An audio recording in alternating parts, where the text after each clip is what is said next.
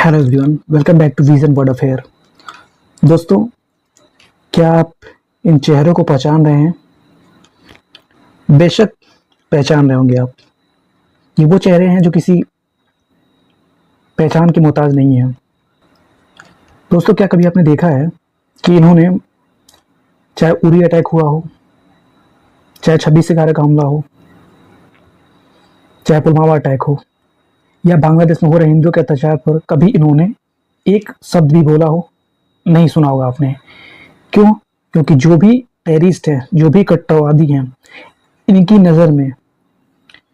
नज़र में वो सभी के सभी इनके लिए हीरो हैं। और यही इनके डीएनए में रहा है। और यही वजह है कि अभी हिजबुल्लाह का जो मेन चीफ था नसरल्लाह, इसकी मौत पर लखनऊ से लेकर के कश्मीर तक में जिस तरीके से उन्होंने प्रदर्शन किया, जुलूस निकाले, वो बताता है कि यहाँ जो इस देश में मुसलमान रह रहे हैं, सभी की बात नहीं करूँगा, कुछ ही जिन्होंने इस नसरल्लाह के समर्थन में जो भी जुलूस निकाले, ये बताता है कि इनका खून जो है ना, इस देश की मिट्टी में शामिल तो बिल्कुल नहीं है। तो देर न करते हुए आइए वीडियो में एक बार प्ले करता हूँ। और कश्मीर की एक बच्ची है जिसकी उम्र बहुत ही कम है, वो क्या कह रही है, एक बार वीडियो में आप उस चीज को देखिएगा। आपने एक हिजबुल्लाह चीफ को मारा है, हर घर से हिजबुल्लाह निकलेगा। I am talking to the Israel, the chief minister of Israel. मैं हर उस इंसान से बात कर रही हूँ जो फलस्तीन के खिलाफ है। मैं लिबनानियंस को हौसला देना चाहूंगी कि वो बिल्कुल भी फिक्र ना करे, क्योंकि हम उनके साथ है। द शिया कम्युनिटी उनके साथ है, हम उनका साथ कभी नहीं छोड़ेंगे, कभी भी नहीं। आपको पता नहीं है कि आपने किसको शहीद किया है। अब हर घर से इस्राइल निकलेगा, अब हर घर से लेबनानियन निकलेगा, हर घर से हिजबुल्लाह निकलेगा। हिजबुल्लाह जिंदाबाद। तो वीडियो सुना आपने कि किस तरीके से जो लड़की है कह रही है कि हम जो लेबनान है उनका साथ बिल्कुल नहीं छोड़ेंगे और हर घर से हिजबुल्लाह निकलेगा, हर घर से नसरल्लाह निकलेगा। तो एक तरफ आप देख सकते हैं कि इजराइल कितना गंदे तरीके से इनको पेले जा रहा है, लेकिन कहते हैं ना, रस्सी जल गई लेकिन बल नहीं गया। जो भी आतंकवाद का सपोर्ट करेंगे, आतंकवादियों का सपोर्ट करेंगे, मैं समझता हूँ कि उनका हश्र फिलहाल यही होने वाला है। और ये जो तस्वीर आप यहाँ पे देख रहे हैं कि यहाँ के जो मुसलमान हैं ना, सभी की बात नहीं कर रहा हूँ, कुछ की बात कर रहा हूँ। उन कुछ में ही एक झंडा तो इनके बीच भारत देश का रहेगा और बाकी के जो फ्लैग रहते हैं वो सभी किस इस्लामिक कंट्री के, कभी कभी तो पता भी नहीं चलता है। तो इनकी जो देशभक्ति है वो केवल दिखाने के लिए है और कुछ नहीं है। अब आप समझ सकते हैं कि जिस तरीके से लखनऊ से लेकर के जम्मू कश्मीर तक जिस तरीके से इन्होंने प्रदर्शन किया, जो ये प्रदर्शन किया हुआ है, ये मैंने पढ़ा कि जो मुस्लिम कंट्री हैं आसपास की, जॉर्डन हो गया, माली हो गया, सीरिया हो गया, जो भी जितने भी कंट्रीज़ वगैरह हैं, इराक वगैरह हो गया, मतलब इतना बड़ा विरोध प्रदर्शन नहीं हुआ। तो सोचने वाली बात यह है कि जितनी फ्रीडम, जितनी आज़ादी यहाँ पर इनको बोलने के लिए है, क्या इतनी आज़ादी कहीं और है? तो बिल्कुल नहीं है। यूएस, फ्रांस जैसी कंट्री में तो बिल्कुल भी नहीं है। जो यहाँ पे सोशल मीडिया पर मन होता है वो आप लिख देते हैं, जो मन आपके मन में आता है वो आप कह देते हैं। और मुस्लिम कंट्री में तो और भी स्ट्रिक्ट रूल्स हैं। जैसे कि आपको पता ही होगा यूएई वगैरह में, सऊदी वगैरह में कैसे रूल हैं कि चोरी करने पे हाथ काट दिए जाते हैं। तो इनको पता है कि भोंकने की जो आज़ादी है ना, भोंकने की जो आज़ादी है वो केवल इंडिया में ही है। तो शायद इसीलिए ये ज़्यादा भौंकते रहते हैं। यहाँ पर आप देख सकते हैं, ये जो नीचे वाला हिस्सा है ये हमारे देश का है, जम्मू कश्मीर का है। कुछ इसी तरीके की इन लोगों ने जुलूस निकाला था जब बुरहान वानी की मौत हुई थी और अफजल गुरु की मौत हुई थी। अभी हाल ही में आपने सुना होगा कि यहाँ तक जो हुर्रियत वाले हैं, सब नेशनल कॉन्फ्रेंस के जो नेता वगैरह हैं, इन्होंने यहाँ तक कह दिया है कि अफजल गुरु को फांसी नहीं देना चाहिए था, उसका फांसी देना गलत था। तो आप समझ सकते हैं कि ये हमारे देश में कैसे बैठे हुए लोग हैं जो हमारे देश का खाते हैं, हमारे देश का पीते हैं, हमारे देश में रहते हैं, लेकिन ये बिल्कुल आतंकवाद का समर्थन करते हैं। तो मैं समझता हूँ कि आतंकवाद का समर्थन करने वाला इंसान भी एक तरीके से आतंकवादी ही हुआ। तो क्या ऐसे आतंकवादियों को फांसी की सज़ा नहीं होनी चाहिए? क्या इन पे देशद्रोह नहीं लगना चाहिए?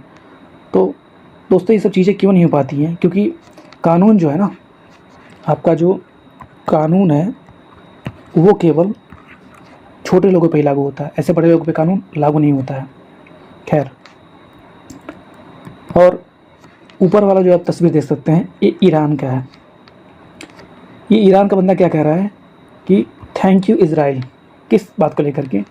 क्योंकि जो ईरान के जो लोग हैं ना, ईरान के जो लोग हैं ये लोग दुखी नहीं हैं हसन नसरल्ला की मौत से। ये लोग मतलब खुश हो रहे हैं, क्योंकि और ये अभी एक और चीज़ चाह रहे हैं कि जो यहाँ का जो सुप्रीम लीडर है ना, जो सुप्रीम लीडर है अयातुल्ला खामनेई, ये चाहते हैं कि इज़राइल से चाह रहे हैं कि उसको भी ठोके। इनको पता है किसी भी कंट्री के जो सिविलियंस, उनको पता है कि जब भी वार होता है तो जो नुकसान होता है वहाँ किसका होता है? वो आम आदमी का होता है, वो आम आदमी का होता है। जैसा कि अभी आपने देखा कि जो हसन नसरल्ला था, इसको कोई लेना देना नहीं था फ़िलहाल देखा जाए तो इज़राइल से। लेकिन कह रहा हूँ ना कि ये ऐसी प्रजाति है जिसके पिछवाड़े में चुल मची रहती है। इज़राइल अच्छा खासा अपना लड़ रहा था हमास से, लेकिन इनको चुल मची और इन्होंने उड़ता फिर अपने पिछवाड़े में ले लिया, जिसका जवाब आज इज़राइल ने अच्छे से दिया।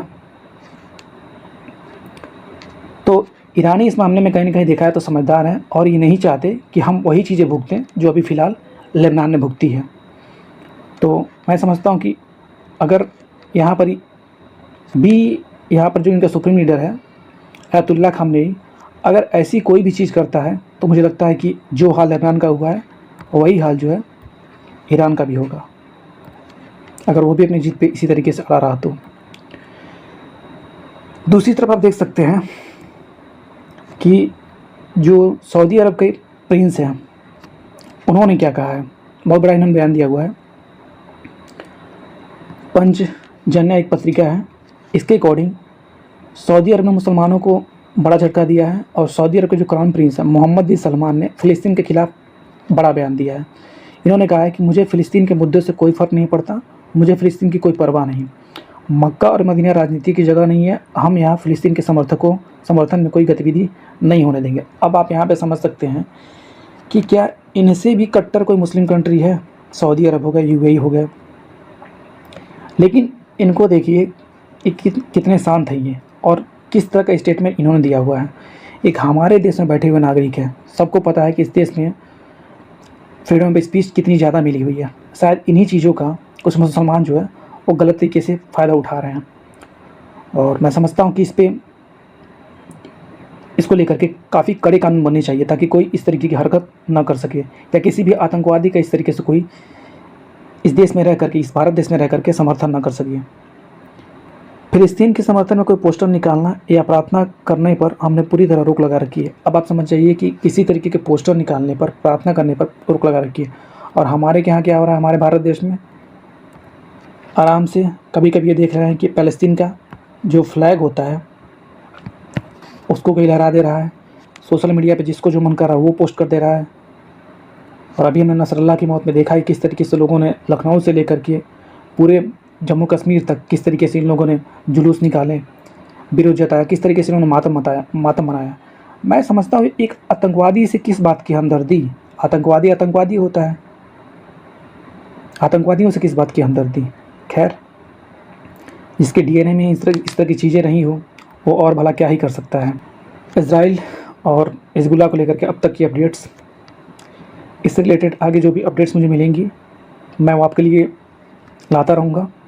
वीडियो आपको कैसा लगा? वीडियो अगर आपको अच्छा लगा हो तो वीडियो को लाइक करें, चैनल को सब्सक्राइब करें, दोस्तों में शेयर करें। मिलते हैं नेक्स्ट वीडियो में कुछ ऐसी अपडेट्स के साथ, तब तक के लिए थैंक यू।